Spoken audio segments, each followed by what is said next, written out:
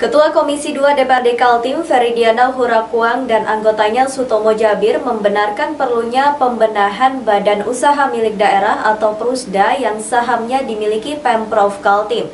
Salah satu yang urgent adalah revisi terhadap perda yang mengatur Prusda. Berikut informasinya.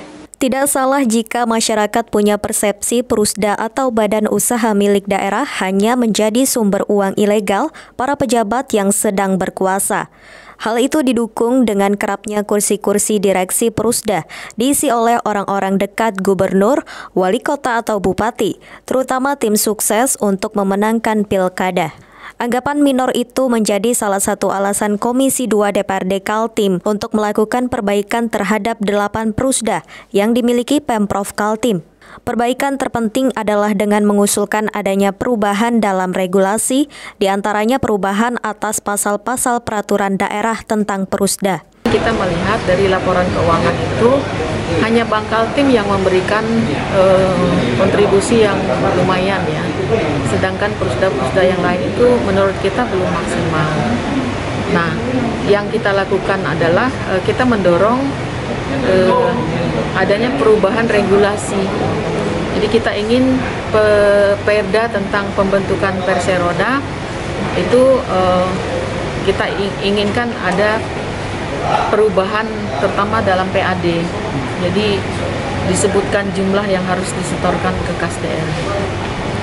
Kalau di perda yang terdahulu memang ada yang harus kita kritisi.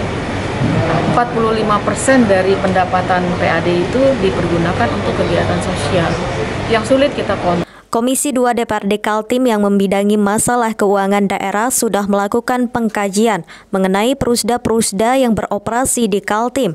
Sejak tahun lalu sudah diketahui apa yang menjadi penyebab mengapa banyak Prusda yang tidak bisa memberikan kontribusi pendapatan asli daerah. Hambatan-hambatan itu yang kini sedang dilakukan upaya memperbaikinya.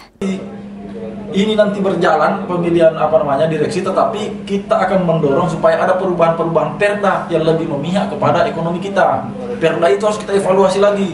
Jangan sampai karena masih terlihat ada peluang isi perda itu kemudian menjadi penyebab kurangnya kontribusi ke kita. Banyak keuntungan tapi yang disetorkan sedikit karena perda terdahulu gitulah. Jadi meskipun ini berjalan sesuai dengan, kita biarkan berjalan sesuai dengan koridor sambil kita awasi bersama. Kalau ada hal-hal ya mungkin teman-teman bisa pantau juga sama-sama, apalagi dari teman media. Fungsi pengawasan kita itu masuk sebelum dilakukan RUPS. Jadi Pemprov dalam hal ini sebagai pemegang saham mayoritas, sebelum draft itu dimasukkan ke dalam RUPS, karena kalau sudah dimasukkan RUPS kan kita tidak bisa buat apa-apa, karena undang-undang PT kan. Nah, sebelum masuk ke RUPS, draft keputusan itu dikonsultasikan dulu ke DPR. Pasal itu yang ingin kita masukkan, karena masih kewenangan kita dengan Pemprov sebagai sama-sama penyelenggara pemerintah daerah. Saat ini Pemprov Kaltim sedang melakukan rekrutmen 15 orang calon direksi dan badan pengawas 6 Prusda. Para peminat sudah memasuki tahap pertama seleksi administratif dan dijadwalkan sudah diumumkan pada 14 April mendatang.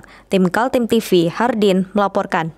Demikian Kaltim Update edisi kali ini. Informasi lainnya dapat Anda simak melalui situs website kami www.kaltim.tv, channel YouTube dan fanpage Facebook Kaltim TV.